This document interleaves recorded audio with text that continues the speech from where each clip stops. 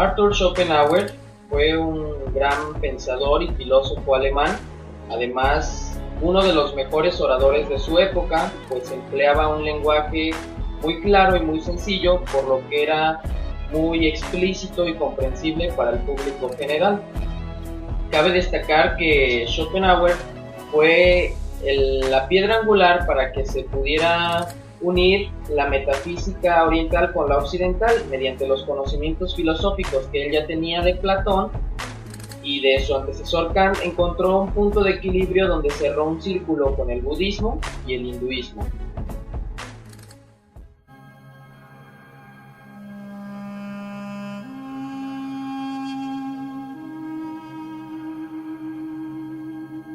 Schopenhauer nació en la ciudad de Danzig en febrero de 1788. Su padre era un próspero comerciante republicano, muy admirado por todo lo inglés. Como era la costumbre de aquel tiempo, pues este hombre quiso transmitir en Arthur todos sus intereses y todas las cosas que le admiraban, como por ejemplo los ingleses, su profesión de comerciante, cosa a la cual Arthur pues desde muy temprana edad se opuso rotundamente.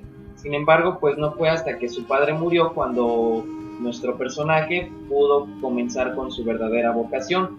Sin embargo, deja muy claro él en muchos de sus escritos la buena relación que llevó con su padre, pues lo menciona en diversas ocasiones agradeciéndole la buena economía que le había heredado, gracias a la cual pues él pudo continuar con su verdadera vocación. Por otro lado, de acuerdo a su madre, era una persona muy liberal, muy alegre, de buena relación y de buen trato con las personas, por lo cual pues desde muy temprana edad tuvo muchos conflictos con su hijo Arthur Schopenhauer. Conflictos tales que lo llevaron a un punto en el que la madre pues lo llegó a desheredar.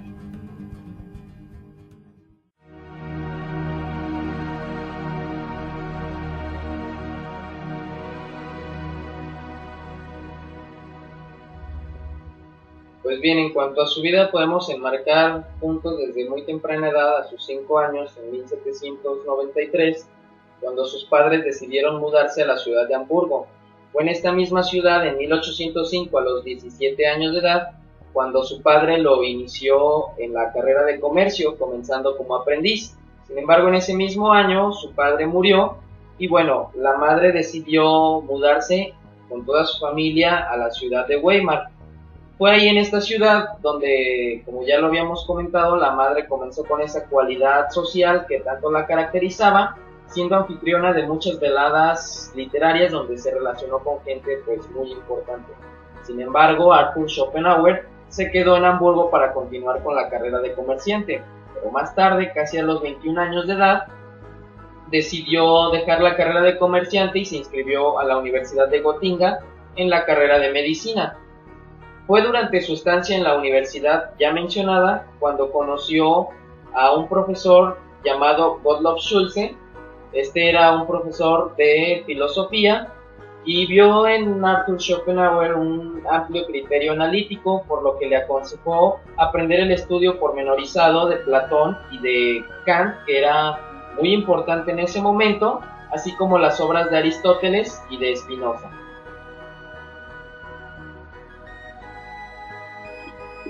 Pues fue entonces cuando estudió estas obras que despertó en Schopenhauer esa vocación por la filosofía, y 2 años después, en 1811, decidió mudarse a Berlín, donde por otros 2 años estudió los cursos de Fichte y de Schleiermacher, y al mismo tiempo pues estudió las obras de Schelling. De todos los filósofos, Schopenhauer quedó muy decepcionado, por lo que visualizó él desarrollar su propia filosofía y se inscribió a cursos de filología clásica, historia y ciencias naturales, pues con el único propósito de ampliar y reforzar su formación filosófica. Fue entonces cuando se desató la guerra napoleónica y Schopenhauer decidió mudarse de Berlín a la ciudad de Weimar con su madre. Sin embargo, pues estuvo ahí poco tiempo y posteriormente salió a la ciudad de Rudolstadt, donde concretó su tesis llamada sobre la cuádruple raíz del principio de razón suficiente. Esta la presentó en el año de 1813 y pues le otorgó el grado de doctorado por la Universidad de Jena. Después de todo esto, regresó a Weimar, a la casa de su madre, donde tuvo la oportunidad de vincularse con Goethe, un reconocido escritor alemán, y conocer a Friedrich Schiller, quien lo inició en la filosofía hindú. Sus conversaciones con Goethe, relacionadas con la teoría de los colores, una obra de este poeta, lo llevó a desarrollar su propia teoría, que plasmó en su segunda obra denominada Sobre la visión de los colores, publicada en 1816. Además de todo esto, Schopenhauer encontró una gran similitud entre las doctrinas brahmánicas y búdicas con lo que había ya estudiado de las enseñanzas de Platón y de Kant, por lo que surgió ahí el núcleo de su sistema filosófico, que plasmó en su obra denominada por él Capital, que tenía por título El mundo como voluntad y representación. Dicha obra la redactó sus primeros 4 años durante su estancia en la ciudad de Dresde y la finalizó en 1818, aunque fue publicada hasta 1819. A pesar de las buenas expectativas que tenía Schopenhauer, sufrió un rotundo fracaso, pues no tuvo la difusión que él esperó e inclusive muchas copias fueron recicladas. Sin embargo, en esos años, 1818 y 1819, Arthur Schopenhauer viajó por Italia visitando diferentes ciudades de esa nación.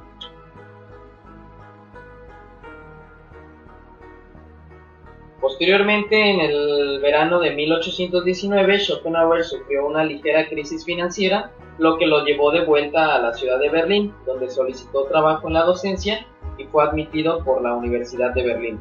Schopenhauer escribió que su examen de habilitación como docente fue marcada por su confrontación con Hegel, quien se hallaba en el tribunal. Sin embargo, pues Schopenhauer comenzó su labor como docente en marzo de 1820. Fue ahí donde Schopenhauer marcó la competencia con Hegel, que en el momento pues estaba convirtiendo como en el filósofo oficial de la nación y estaba gozando de una creciente popularidad. Fue tal la competencia que Schopenhauer hizo con Hegel, que hizo coincidir los horarios de las clases. Sin embargo, pues él no tuvo mucho éxito con su competencia. En 1831, Schopenhauer escapó de la epidemia de cólera que se desató y se mudó a la ciudad de Frankfurt, donde vivió los últimos 28 años de su vida tranquila y apaciblemente. No fue la misma suerte que tuvo Hegel, quien en ese mismo año pues perdió la vida a causa de la epidemia del cólera. Bien, pues para 1836, después de 15 años de que no había ninguna publicación de Schopenhauer, se decidió salir nuevamente a las prensas con una obra titulada Sobre la voluntad en la naturaleza, donde demostró las coincidencias de los resultados de diversas ciencias con las doctrinas de su filosofía.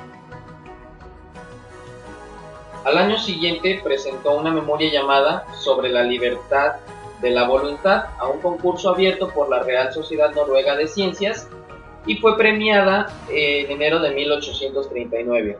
Pues una segunda memoria que presentó llamada Sobre el fundamento de la moral no tuvo la misma suerte, pues la Real Sociedad Danesa de las Ciencias se indignó ante las afirmaciones que hacía en contra de Hegel y Fichte, por lo que no tuvo pues ningún premio. Ambas memorias fueron reunidas en 1841 bajo un título común que era de los dos problemas fundamentales de la ética. Pues ya para 1844 hizo pública una segunda edición de su obra Capital, considerablemente aumentada con diversas anotaciones y adiciones, y con un segundo tomo que contenía 50 nuevos capítulos. Esta segunda edición tuvo más difusión que la primera y pues le permitió a Schopenhauer que comenzaran a aparecer algunos seguidores.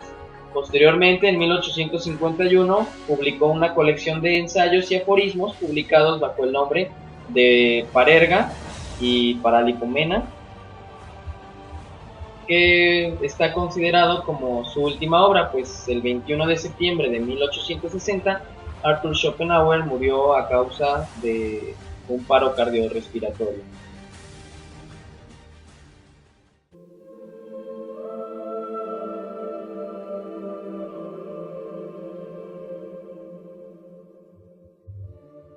Schopenhauer nunca fue de acuerdo con las ideas y principios especulativos de Alemania. Él tomó como base de su propio sistema el criticismo de Kant. Sin embargo, hay ligeras diferencias. Por ejemplo, Kant sostenía que era imposible llegar a conocer las cosas en sí mismas, mientras que Schopenhauer afirmaba que mediante la introspección era posible conocer y acceder al conocimiento esencial del yo.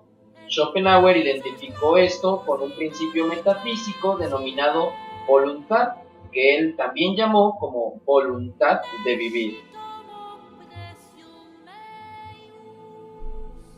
Otra característica es que Schopenhauer redujo los 12 conceptos puros del entendimiento, que eran las categorías del sistema kantiano, en un solo concepto que él denominó el principio de la razón suficiente. Por otra parte, el concepto de voluntad, según estrictamente Schopenhauer, no se refiere a la mera facultad de querer, sino que antes bien se refiere a ella como a un ser o a una esencia de carácter metafísico, sensible al mundo fenoménico, en lo que Schopenhauer denomina representación.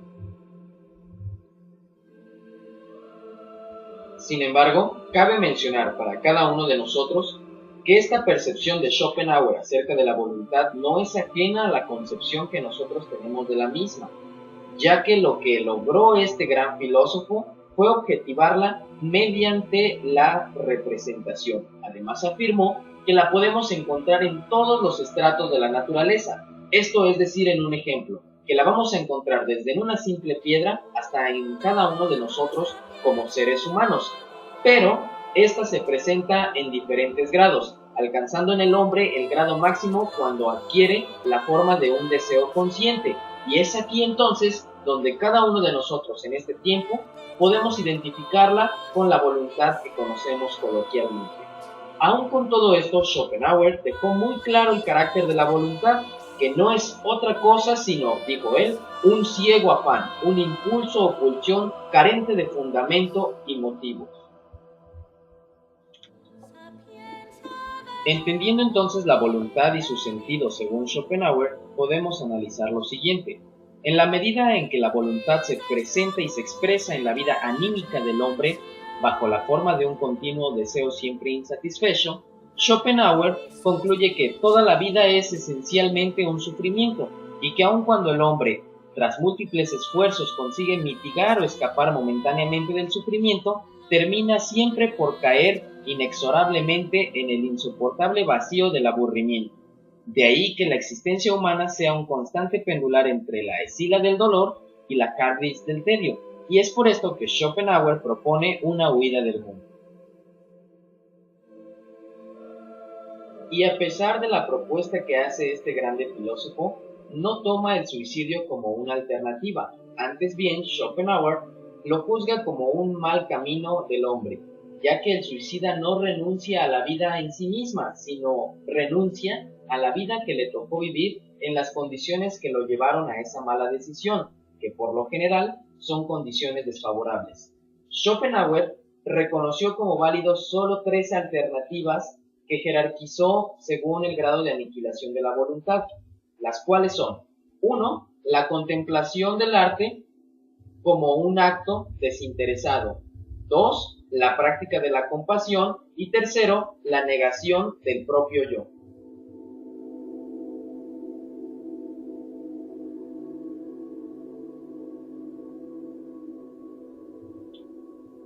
Y con todo esto, fue así como Arthur Schopenhauer fue el primer gran filósofo occidental que puso en contacto los pensamientos de su época con los del Oriente, además de dar fundamento a otros grandes filósofos como Sigmund Freud y uno de los primeros en manifestarse abiertamente ateo.